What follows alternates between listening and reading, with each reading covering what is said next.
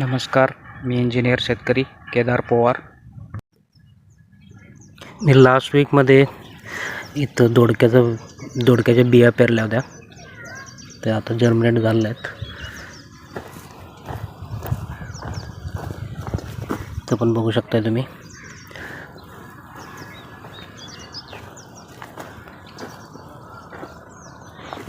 इथं पण बघू शकताय.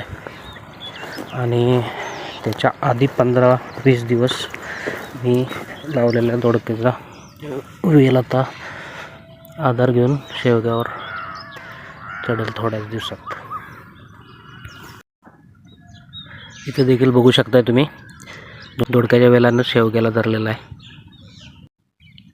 इथं बघू शकताय शेवग्याची एक वाळलेली काडी इथं पडल्या आणि दोडक्याच्या वेलानं त्याचा सहारा घेतलेला आहे.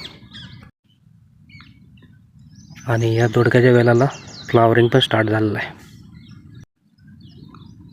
हा दोडक्याचा वेल चुकून शेवग्याच्या खोडापासून लांब लावला गेला आहे, तर मी एक काडी इथं आधार दिला आहे एका काडीचा.